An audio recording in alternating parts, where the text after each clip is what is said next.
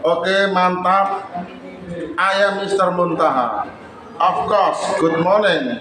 Now I am in the class of MIM 4 Ngembo, the 5th class, and I will discuss about the English. I have a sentence in English, and then I will answer the sentence. Saya punya kalimat sederhana. Kalimatnya tentu akan dikerjakan oleh anak-anak, dan karena bahasa Inggris maka dibutuhkan penguasaan kosakata, penguasaan vocab. Sudah barang tentu masalah ini tidak bisa ditawar, tidak bisa dinyang, harus wajib mengetahui secara benar arti perkataannya. Dalam setiap kosakata bahasa Inggris yang kita pelajari senantiasa wajib hukumnya difahami artinya. Jika sudah, itulah yang namanya proses belajar. Jika belum, itulah namanya belum berproses. Nah, sebab itu sadarilah bahwa belajar bahasa Inggris butuh proses, dan proses itu tidak bisa lepas dengan yang namanya kamus. Maka pembelajar bahasa Inggris dimanapun, kapanpun, siapapun, gandengannya adalah kamus. Tidak bisa dipungkiri. Itu hal yang mutlak. Mengapa? Ya karena kita bukan orang Inggris. Kita adalah orang Jawa, orang Indonesia yang sebenarnya tidak tahu menahu tentang arti kosakata yang dipelajari. Nah, karena ada perjuangan melalui pencarian dalam kamus, dari tidak paham menjadi paham, dari tidak mengerti menjadi mengerti. Nah, itulah faktanya. Kalimatnya seperti ini. The doctor gives me a medical bla bla bla. Ini suatu kalimat pendek, sederhana. Saya ulang. The doctor gives me a medical bla bla bla. Bla bla bla atau titik-titik itu disediakan 4 pilihan kosakata atau pilihan vocab, perbendaharaan kata. Yang pertama adalah A, reset, artinya resep. Pilihan yang kedua B, resep, artinya sama, resep. Pilihan yang ketiga C, prescription, artinya sama, resep. Tiga-tiganya memiliki makna resep. Kalau kita kaitkan dengan bahasa Indonesia, ya berarti benar semua. Artinya resep kok. Padahal yang kita butuhkan adalah kata yang bermakna resep. Toh faktanya resep artinya resep, resep artinya juga resep, prescription artinya juga resep. Berarti benar semua dong. Tapi faktanya tidak. Hanya satu nanti yang benar, yang sesuai dengan konteks kalimatnya. Dan pilihan yang keempat adalah note, artinya surat keterangan. Kalau saya baca satu-satu kata tersebut untuk melengkapi kalimat, saya coba saja begini.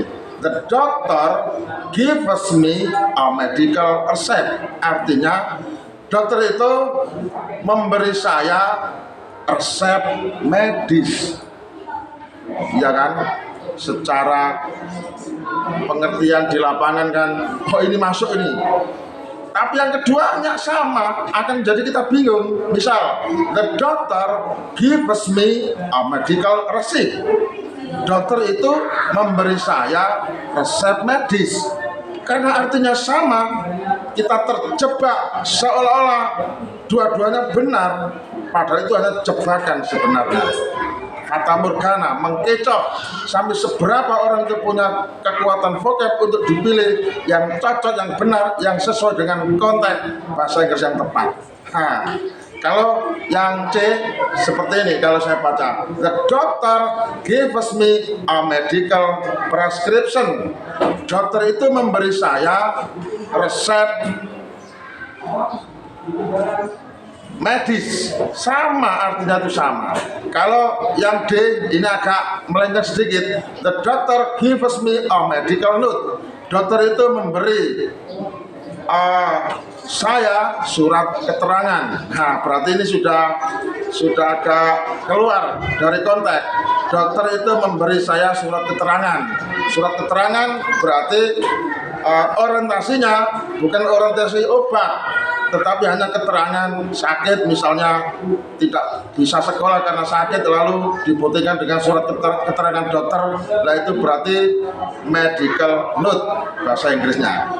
Nah, ini konteksnya adalah dokter memberi saya resep medis. Resep medis ya berarti resep yang nanti digunakan untuk beli obat atau untuk pengobatan. Kaitannya adalah kesehatan terkait dengan dokter dengan pasien yang diberikan sebuah resep dokter atau resep medis. Tentu dalam hal ini dibutuhkan vocab yang tepat digunakan dalam kalimat ini. Mana kira-kira? Nah, ini ternyata tidak bisa ben salah ben, tidak bisa kaleng-kaleng. Kecuali orang yang belajar itu serius, sungguh-sungguh, mantap, terpercaya, fokus, seperti saya, seperti anak saya. Ujung-ujungnya mantap, kuat fondasinya, dan jadi di ujungnya.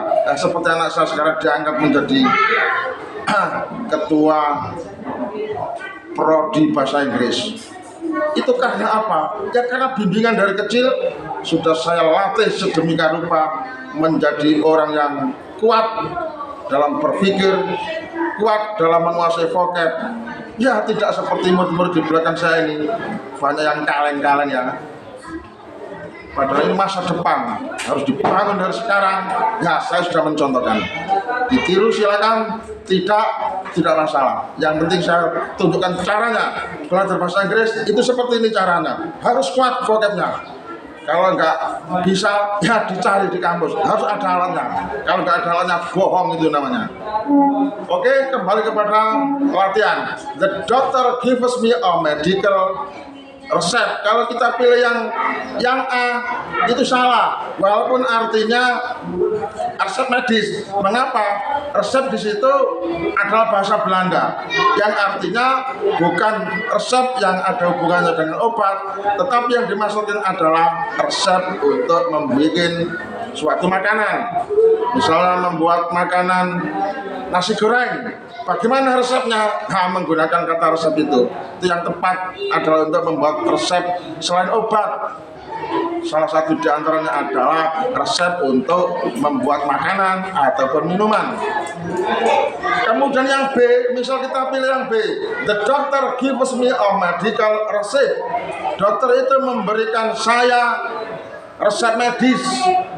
Resep di sini juga tidak tepat kalau kita pilih, karena resep yang B ini menunjukkan resep juga bukan untuk pengobatan. Resep selain pengobatan, walaupun itu kosakatanya adalah memang murni bahasa Inggris, tetapi konteksnya bukan terkait dengan resep dokter, tetapi resep untuk selain obat. Nah, itu. Nah, kalau gitu yang betul yang mana Pak? Ya jelas yang C, prescription. Prescription ini namanya vocab bahasa Inggris yang punya arti resep dokter. Kalau dibuat frasa medical prescription berarti itu namanya resep medis. Resep medis, resep dokter. Bahasa Inggrisnya medical prescription. Inilah kata yang tepat yang harus kita pilih dalam konteks kalimat ini, sehingga kalimat utuhnya akan menjadi seperti ini. The doctor gives me a medical prescription. Dokter itu memberikan saya resep medis.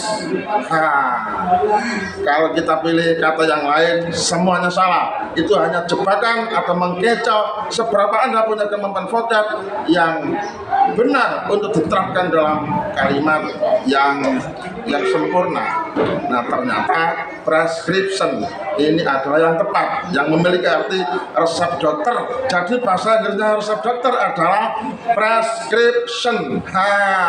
The doctor gives me a medical prescription. Dokter itu memberikan saya resep medis atau resep dokter. Itu adalah maksudnya. Kalau kita sudah bisa seperti itu, mantap. Ini artinya punya kemampuan untuk menjelaskan, punya kemampuan untuk presentasi, punya kemampuan untuk bicara di depan kamera, dan hal seperti ini adalah butuh latihan. Tanpa latihan tidak bisa. Oke, jelas? Kalau begitu, demikian saya mencontohkan anak-anak atau murid-murid di belakang saya ini. Sengaja saya suruh tonton bagaimana cara saya bikin konten video pembelajaran. Seperti ini caranya, ngomong bebas, tanpa tag, dan bisa menjelaskan dengan mantap. Oke, thank you and see you. Wassalam, bye-bye.